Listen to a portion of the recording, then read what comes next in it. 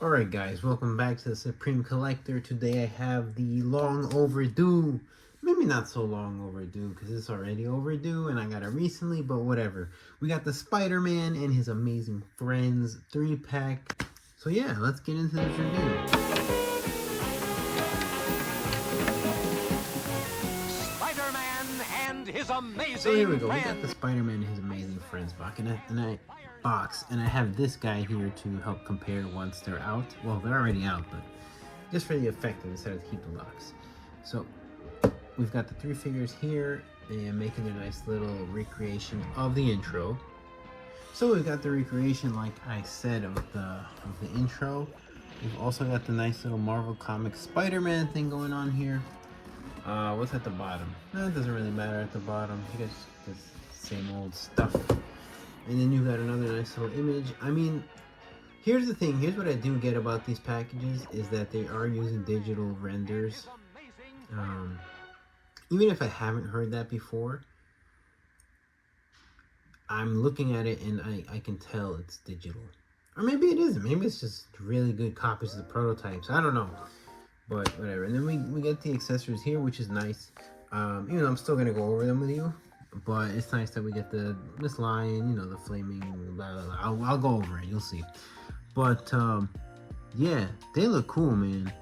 Regardless of what anyone tells me, I think this is a good set.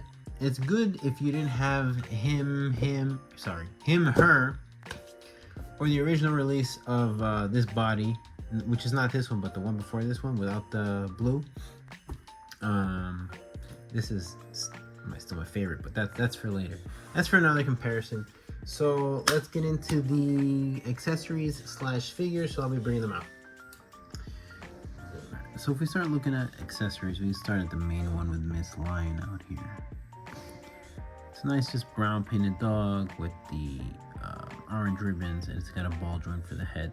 So it's got some articulation, which is pretty cool. Then we can take a look over here at not Starfire, Firestar's hair, our second headpiece with the active hair, with the strange looking face, I gotta be honest. But whatever it is, the hair is well done, the mask is nice.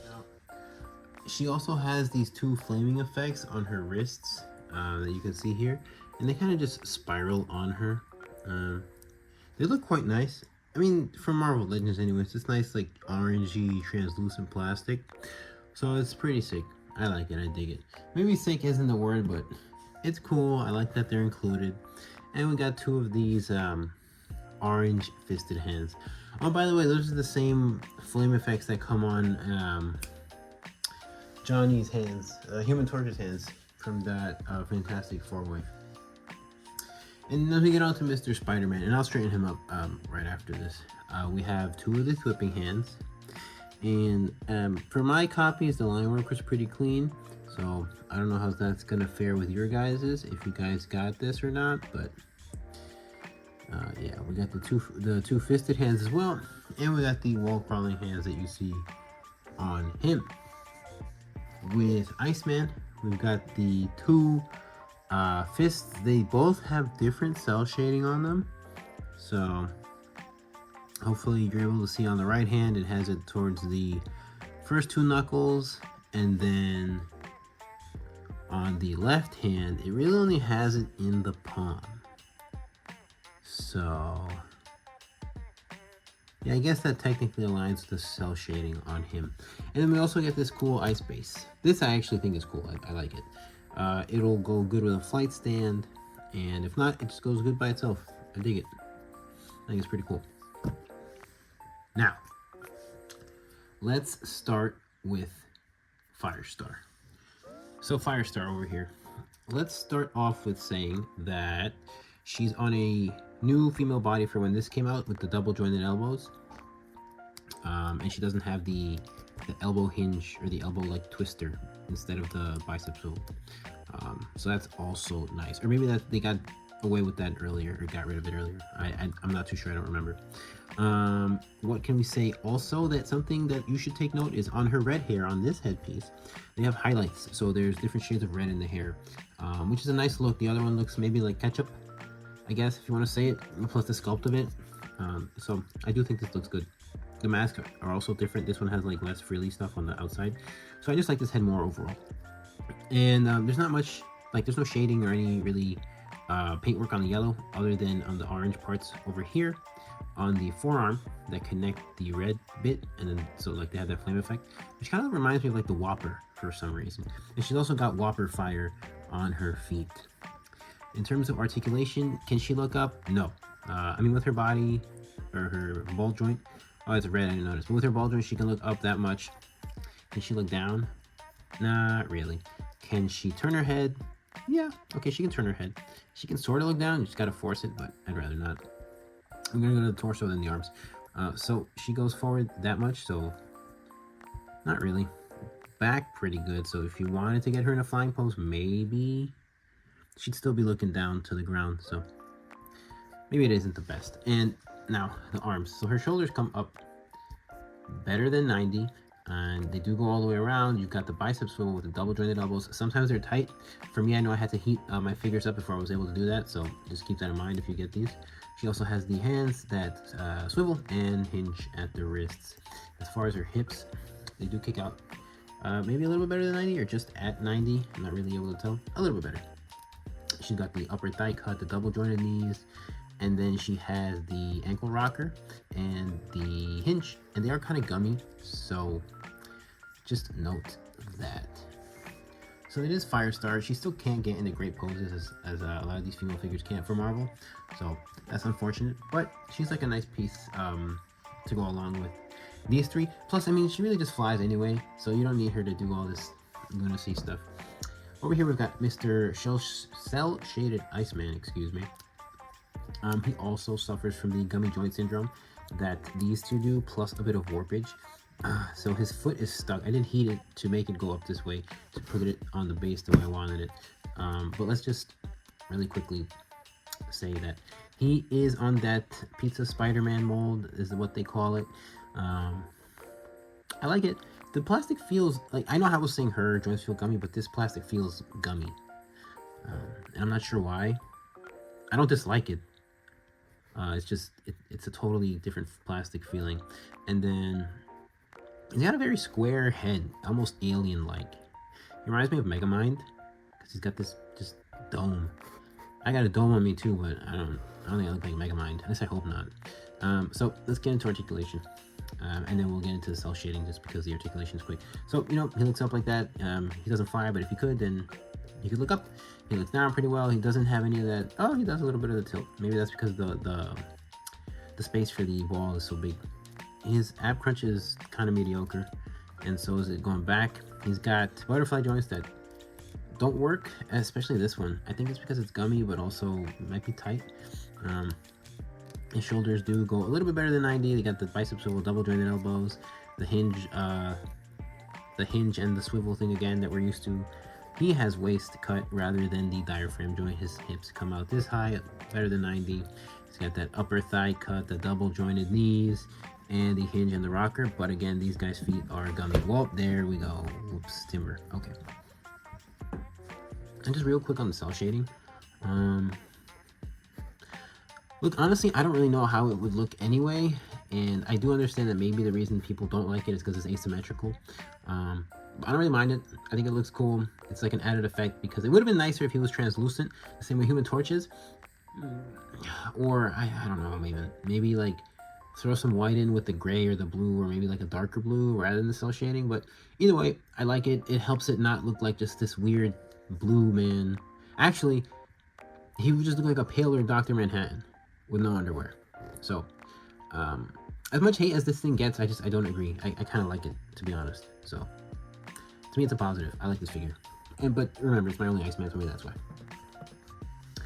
And now, probably why, if you get this pack, you'll probably be getting it for Spider-Man. Now, is this the best Spider-Man that Marvel Legends has released? I don't know. It's up there. It's up there. I know it's better than the Pizza Spider-Man one that shares a body with him. I like it more. I like the colors more. I like the proportions more than the retro Spidey. Just real quick, the lines on this guy are really crisp. They're clean pretty much everywhere. I like the blue. I like the red. We got a classic looking spider in the back and in the front. And the eyes do me a solid with looking like that classic looking Spider-Man. And I did watch this show while I was, growing up before school, not from the 80s or whenever the hell this show's from, but I would watch reruns of it. And I did enjoy it. And from what I do remember, Spider-Man sort of looked like this. I mean, this is more of like a generic look for Spider-Man. The eyes make it look a bit more old school, and you got the younger body kind of frame.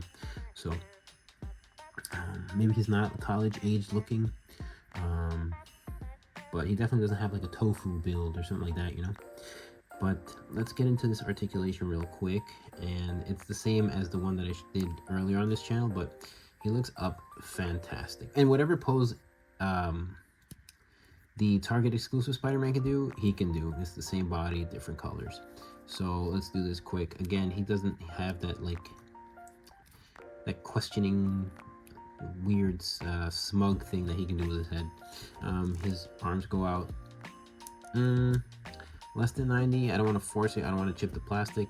The butterfly joint does work decently. Maybe not to get it across, but to get it back, yes. Back hip swivel. We've got the double jointed elbows that work pretty well, although like I said, these thing comes in tight, so you got to heat them up, and I did, but over time they loosen, or excuse me, they re-tighten. He's got the hinge swivel. You've got this diaphragm joint where he doesn't go back too much and doesn't go front too much, kind of like a Mafex, except they go back a lot on the top hinge. But his front hinge does wonders, man. This thing is sick. Could you just imagine a $20 or $25 Batman that could do that? I don't know. Anyway, he kicks up better than 90. He's got double jointed knees. He's got boot cut, ankle hinge, pivot and a hinge. So most of the joints on this guy are smooth, except the joints on the shoulder, maybe a little bit tight, and then on the elbows, somewhat. But as far as shading, he doesn't have any. But, for Spider-Man, as long as the lines are crisp and the colors pop, I'm good with that. So let's just put him back here and bring somebody out for comparisons. Portion of the video, I'm gonna get to comparison the Spider-Man to the other one, but let's just do some size comparisons first with some other figures. So here we have Masters of the Universe Classics He-Man, which is, I think, the appropriate scale for these compared to these Marvel Legends, because he's like a magic sword wielding, super powered human. So that's accurate. There you go. That's He-Man. Set him there. Then let's get our good old McFarlane over here. Our Batman. Again, different scale, towers over all of them. So they don't really fit. Maybe the Spider-Man might fit, or actually you could say they're teenagers, so maybe they fit that way, but I wouldn't go about doing it this way. And then, last but not least, introducing a new standard comparison figure that I'm going to be using is the SH Figuarts Blue Goku. There you go. He's a little bit bent at the knees, but when you stand him up straight, he's probably about the same size as Spider-Man, maybe a little bit shorter. So they do scale pretty well. So let us compare the Spider-Man. So we got our Target exclusive standard cast member Spider-Man here, which I love, and our 3-pack Spider-Man. What are the main differences for me? Well, for us, the lines are darker on the lighter blue on this Spider-Man. The spider on the chest is thinner. They're, the gray, the obvious one, and the red does look a bit maybe faded, desaturated on this guy, or dusty is the way I can put it. Not in like a negative way, but it's just the best way I can figure out to distinguish the reds. And then if we look at the backs, different spider design. Even the back of the waistband looks thinner. So, and then obviously the blue spider and the red spider. So, is it worth getting the 3-pack just for Spider-Man? Maybe. I think you're better off buying them loose. If you just want a Spider-Man to be like your main Spider-Man, then I would totally go for the Target one. But if you really love Spider-Man and you love the original blue colors, then yeah, pick it up because you also come with a Starfire. Excuse me, it also comes with a Starfire, and maybe not the most beloved Iceman, but it's a good Iceman nonetheless, if you ask me. So, that's my review of Spider-Man and his amazing friends. Thanks for watching. Bye.